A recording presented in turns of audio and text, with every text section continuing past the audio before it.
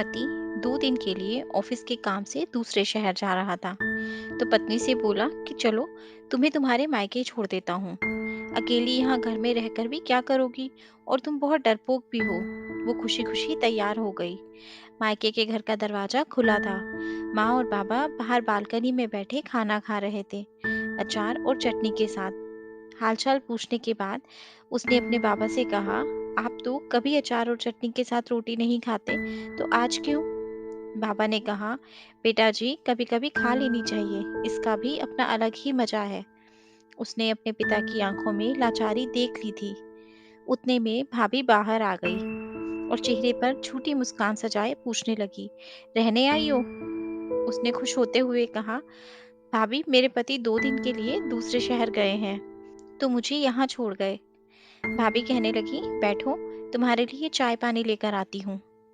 वो भी अपने माता पिता के खाए हुए बर्तन समेटने लगी और कहने लगी, मैं भी भाभी की मदद कर देती हूँ और साथ ही भैया से भी मिल लूंगी। ये कहते हुए वो अंदर चलने लगी। बर्तन किचन में रखकर वो भाई के कमरे की ओर चल पड़ी, तो उसे भाई और भाभी की बातों की आवाज सुनाई दी। भाभी भैया से कह रही थी, तुम्हारी बहनें ब्याह कर तो गई हैं, लेकिन अम्मा पापा की चौखट नहीं छोड़ी अभी तक। जिसका भी दिल करता है मुंह उठाकर बच्चों समेत चली आती हैं।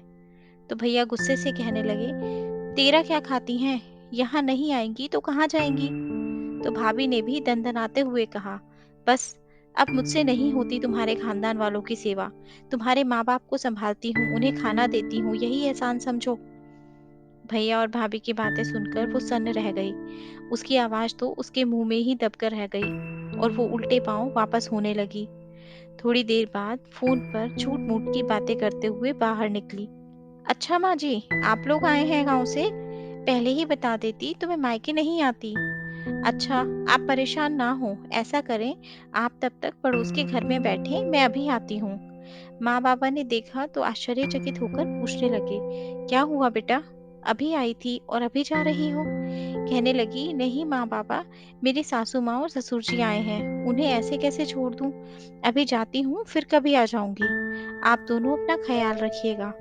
अपने आंसुओं को दबाते हुए वो अपने माता पिता से मिली और बोझल कदमों के साथ खुद को हौसला देते हुए अपने घर को वापस चली गई। उसे रात के खाने में नमक ज्यादा लग रहा था, जबकि वो नमक उसके गले से उतर रहे आंसुओं का था।